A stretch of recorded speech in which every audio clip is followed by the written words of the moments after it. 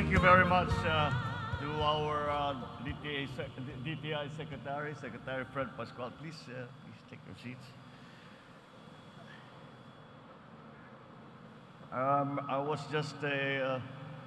just whispering in the ear of our good governor that she is always too kind to me and flattering to me, and I am a little embarrassed by all the kind words that she has to say. I have only the same to say to you, Madam Governor. Thank you very, very much. Governor Gwen Garcia of the province of Cebu, the Special Assistant to the President for Investment and Economic Affairs, Secretary Frederick Go, Compostela Municipality Mayor, Mayor Felijun Quino, and of course, the proponent of this very impressive and extremely important development that we are opening here today, the SteelAsia Manufacturing Corporation Chairman and Chief Executive Officer, Mr. Benjamin Yao. And the DBP Chairman, Chairman Philip Lu, and my fellow workers in government, distinguished guests, ang ating mga bagong napasok dito sa napakagandang planta ninyo, the new workers who will be the ones operating this very modern and high-tech plant. Apparently, it is a state-of-the-art technology that we are using, and that is precisely the kind of things that we will be doing. It just goes to show that the Filipino worker is equal to any worker anywhere in the world at anything. Ladies and gentlemen, good afternoon. I am excited to join everyone here for the inauguration of the SteelAsia Manufacturing Corporation's newest rebar mill, the Compostela Works. There is so much to be excited about. Steel is the backbone of many industries. Many industries depend on steel for their further development.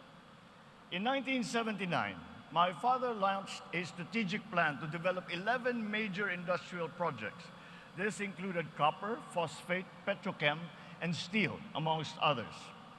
Economic and political challenges have derailed our dreams of fully developing the steel industry.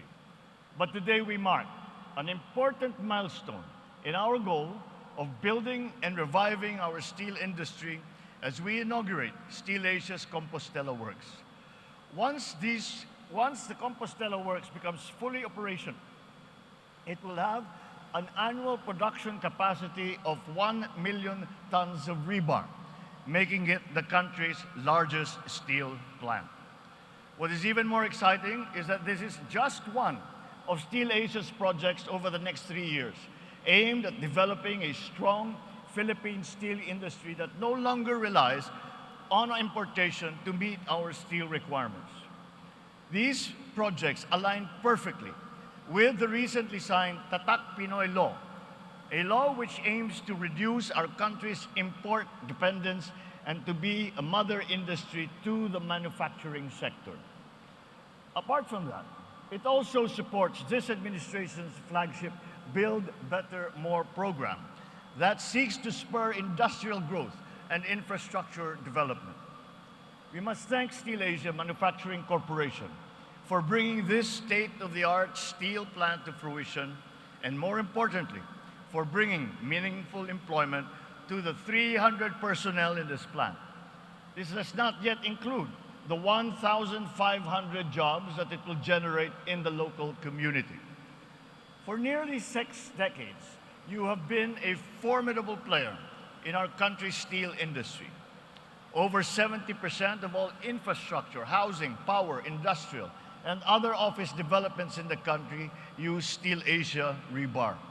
It signifies your indispensable role in our socio-economic transformation.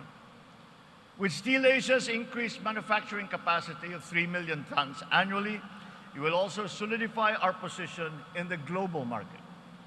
I would like to temper, however, this celebration that we are enjoying today with an important note that the government and private sector has to do more to develop the industry further.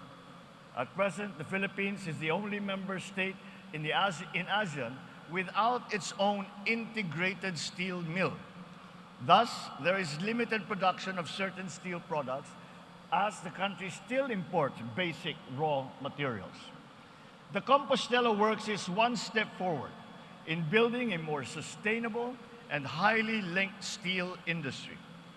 To support our social and economic growth, I encourage everyone to work with us in addressing the remaining supply chain gaps in the steel industry.